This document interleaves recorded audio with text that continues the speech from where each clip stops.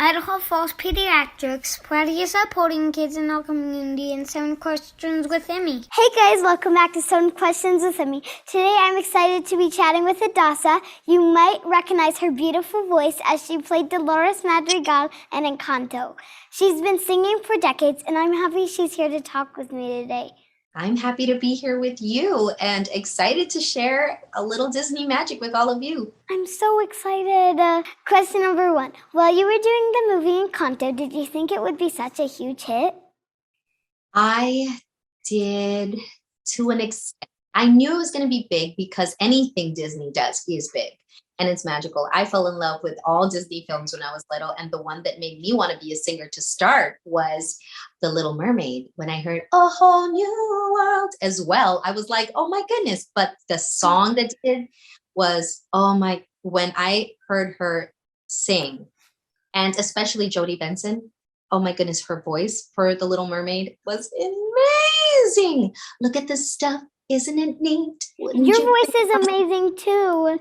Oh, thank you. But to be a part of these amazing singers and amazing track record that Disney has and an amazing legacy really is such a privilege. And I thought this would be big, but never the sheer impact that it's had around the world for so many people to feel identified with this film and gravitate towards the characters the way they have. Can I honestly say my favorite part is when Dolores goes, I try to do it. I can't do it. Well, you did really good just now. You did it very well. Well, you do it better than me because you're the original Dolores, but...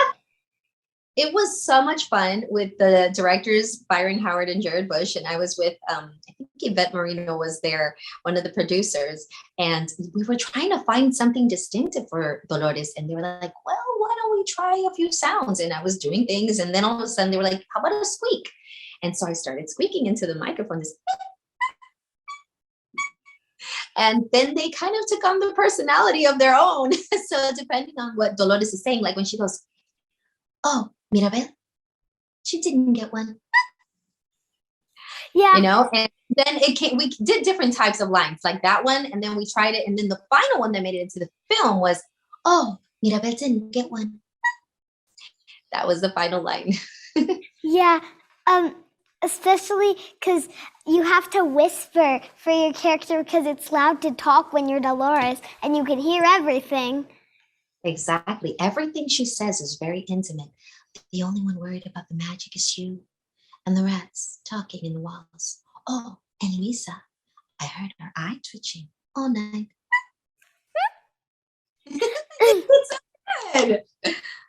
You play Dolores in the movie, but who are you most like in real life in Encanto? I think I am mostly like Dolores and a little like Luisa because I have 7 kids. It's a hard juggle sometimes with everything that I need to get done in a day. Sometimes I can feel that pressure like a drip, drip, drip that'll never stop. Oh, so sometimes it feels that pressure, but I kind of keep my ear to the ground to everything and know everything. And sometimes my kids are like, how do you know that? I'm like, I heard it all. So I really identify a lot with Dolores. She's very sweet and compassionate, and she wants to be there for her family. And sometimes I think in some fandom pages, they were like, maybe she's the villain, but she's not. If she wanted to be the villain, she would have been doing it a long time ago. Imagine having her gifts since she was 5. She could literally get anybody on anything because she knew all the secrets. Yeah, but sometimes she probably was a little mad at Isabella. Like, she gave her the side eye when she said, he wants 5 babies, because she was mad that Mariano was Isabella's. Yes. Well, I mean, how not? You know, because even at the end of the movie, when you hear the song All of Me, you can hear her say, you talk so loud, you take care of your mother and you make her proud. Write your own poetry every night when you go to sleep, and I'm seizing the moment, so would you wake up and notice me? She knew the whole time what he was writing, what he was thinking, and you know, all of his thoughts were on that paper, and she wouldn't say anything. But of course, she had to be respectful to Isabella, so she couldn't step over that line. But as soon as he was free, she was like, okay, I'll take it from here. Goodbye. Yeah. And like I love the character Dolores, and it's amazing having you play her. But in the movie, she boots out Mirabel. So sometimes she can be a little bit mean, but not really. She's pushy. She's pushy. Plus, that was her moment. She wasn't going to shy away from her moment. And then she also sometimes adds a little too much information. I mean, she never lies. She always tells the truth. Like, when the town kids were asking about her gift, or when the magic. Now, that's when she had to say something because it had to do with the family. Exactly. The magic was falling apart. The vision had finally come out and everybody knew, and she couldn't keep that secret in. She's like, I know. Exactly. And I just found out a couple of weeks ago that she says, and I'm fine, and then we don't talk about Bruno. But doesn't sound like she's fine if she says it like 4 times. Exactly. And I'm fine, and I'm fine, and I'm fine, fine. She's so not fine. When you were my age, did you ever think that you would be a singer and an actress? I always wanted to be a singer. I never thought I would be an actress. I always was very silly and very comedic, but now I know that translates into acting exactly, because you have to be very loose and very animated and have a lot of fun and not have yourself in your head. Is this coming out perfect? Am I doing this right? But ever since I was about 3-4 years old is when I started singing with my mother, and I was very, very little. And then by the time I was 6, I knew that I wanted to be a singer, and I started singing in the church with my mom, gospel music, and little by little I started falling in love with being on stage, and that's what I wanted to do. And so I was in show choir in school, in chorus, and everything that could possibly get me on a stage. But when I was 9 and The Little Mermaid came out in 1989 and I heard Jodie Benson sing Part of That World, I knew that was it. That was what I wanted to do. And not just sing, but I wanted to do something with Disney. Now, I thought I was going to end up being like an extra in Disney, or like giving maps and be like, hi, welcome to Disney, But I never thought I would actually be in a Disney film in my life. And then being part of this amazing movie where so many characters that are so real that we can relate to. They're, somebody in our family is the Bruno that nobody wants to talk about, or the pretty Isabella that has to be so perfect, or sometimes like the Julieta, the mom that is always taking care of all the kids, And I love that about this film, but I never in a million years thought I would be in a Disney film. Your Vocal Point video has millions and millions of views. How much time did it take you to record it, and was it fun? I had an amazing time. I had a blast, and it was so much fun. And we were only recording for 2 days. So the first day we were recording, it was actually going through all of the steps. So I worked with a choreographer, and that's the first time I met Vocal Point, which had been practicing along with the One Voice Children's Choir for about 2 weeks. And so I was like, okay, I have like 1 day of practice, and then we were shooting the second day. And it was so much fun. Everybody was so sweet. The choreographer was amazing. The whole setup was lovely. And so I went in there, and it was 5, 6, 7, 8, and go. And then the next day we were recording from I think about like 8, 9 in the morning up until like 5, 6 in the afternoon. So it was 1 full day of shooting and 1 day of practice. That's all I got. Was that your little kid in the back saying, "Mommy, yeah, Mommy"? That's my baby. I'm gonna bring her in real quick and let me introduce you to her. Okay. This is Mimi. Hi. So this is one of 7. This is the youngest one. She's 2. Say hi, Mimi. And she's got something in her nose. You want to say hi? You want to say hi? Hello? My husband and I, the eldest one is 27, and then the youngest is 2. And so we have kids on. And actually, my 8-year-old, now 9, when she was 8, she was cast in the film as well. She is one of the town kids running around and in the film of Encanto. So her name comes out in the credits, Isabella. Who is she? Like, what does she say? Is she like? Oh, she's like, she's the one that goes, she was about to tell us about her super awesome kid. Oh. Yeah, so she's running around with the kids. How did you get the job of Dolores? That was such a fun experience. I didn't even know that they were casting the film. I knew there was going to be a Colombian inspired Disney movie coming out. At first, they were thinking about Brazil. And so I was really excited for this possibility, but I never thought they would get a hold of me because I didn't even have an agent. They got a hold of me through my YouTube page. I had put out a song called Porque No Yo, where I was testing out a new sound in my voice, like very like intimate. Háblame claro, dime por qué acabó. Lo de nosotros fue más de una noche de simple pasión. And that turned into grew to live in fear, Bruno stuttering and stumbling. Assume started muttering and mumbling. I associated with the sound of falling sand. Shh, shh, shh. It's a heavy lift that the gift so humbling. Always let the abuela and the family fumbling, grappling with prophecies they couldn't understand. Do you understand? That sounds like the same. Yes. And so I was testing that out, and through my YouTube channel, they got a hold of me. And it wasn't like the video had a lot of views. It probably had like 300 views because my husband and I had already kind of retired from doing on stage stuff. We were just focused on our label for film and television, Sky Urbano. And we just do it for fun, and we put it up. And so they got a hold of us, sent us an email and asked if I would like to audition. And I said, yes. And then I didn't know for what. Once I got the call back, I understood that it was for Dolores and it was for the film Encanto. And I was so happy. Was there a lot of people auditioning or just a couple of people? I know that usually in an audition for a Disney film, they could have upwards of like 200 people per role. I'm not really sure how many auditioned for Dolores, but I'm very grateful and fortunate that I got the role because I knew how it was like a 1 in a million shot, for me. Well, I guess 1 in 200 once you get called to do it.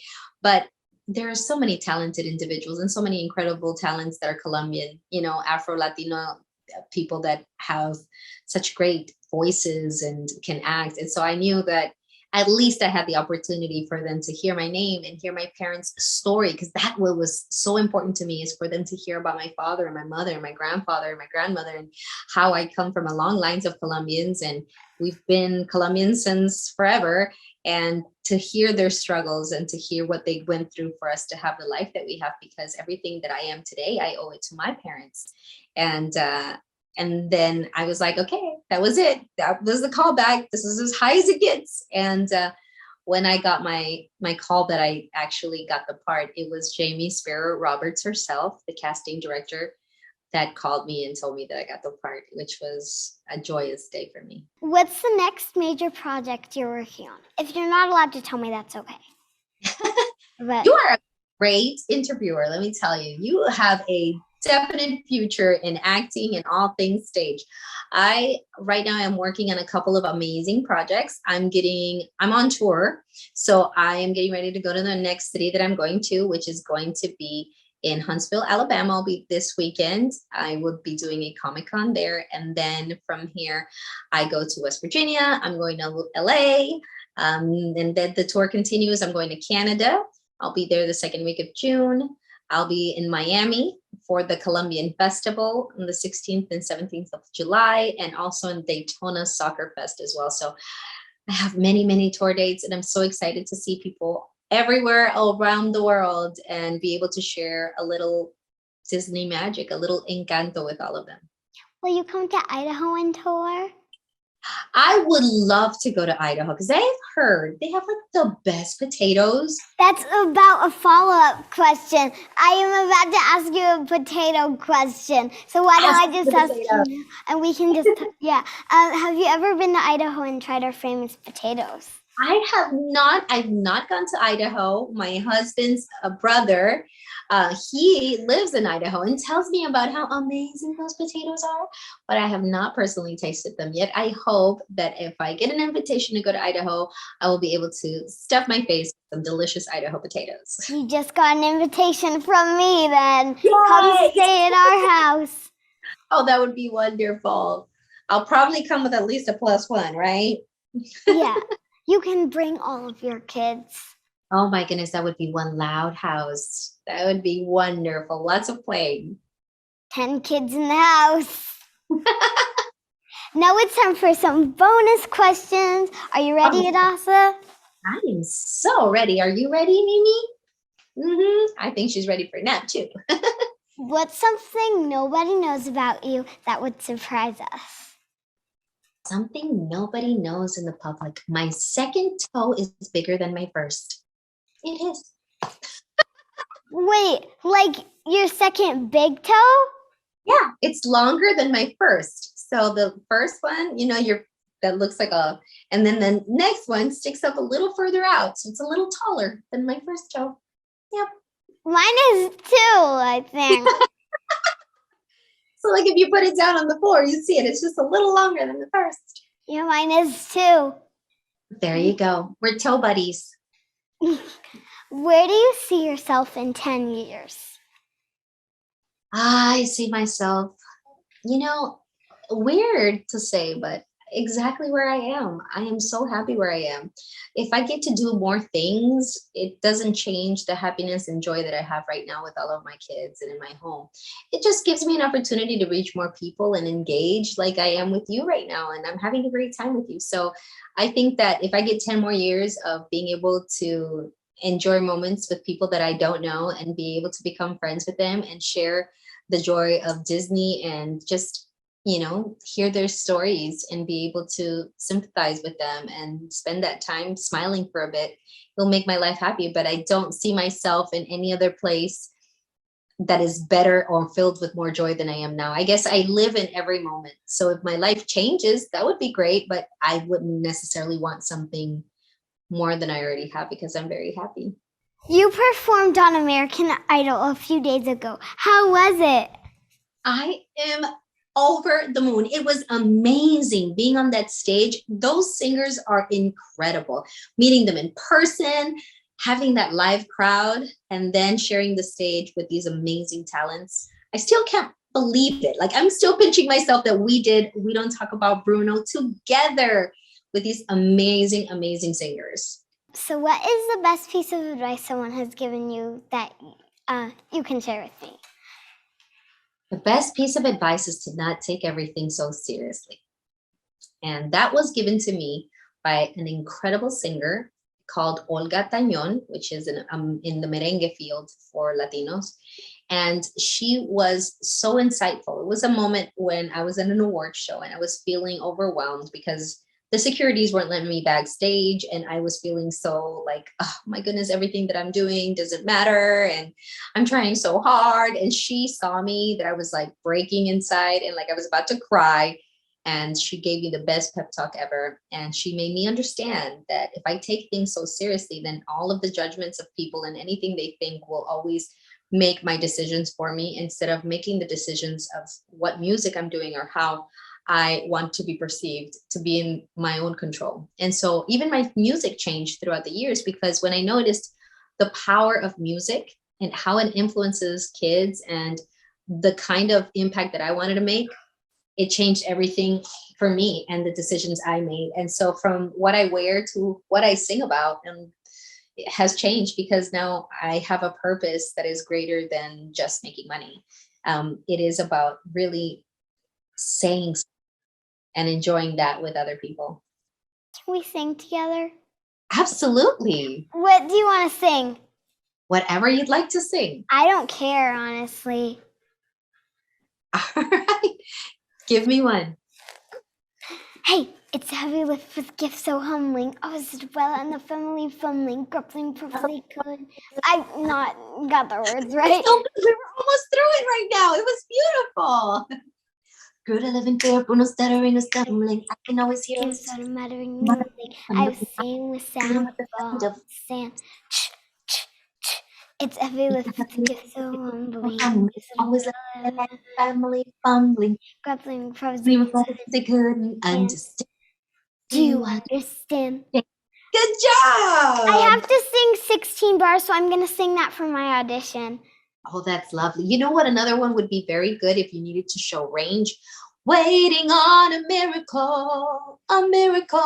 Because I am ready. Come on, I'm ready. I've been patient and steadfast and steady. Bless me now as you blessed us all those years ago when you gave us a miracle. There you go. So if you want to do 16 bars and show your range, I would say take the 16 from Waiting on a Miracle. If you wanted to show your more intimate side, then you could do that like Dolores rap. So it shows a little bit of range.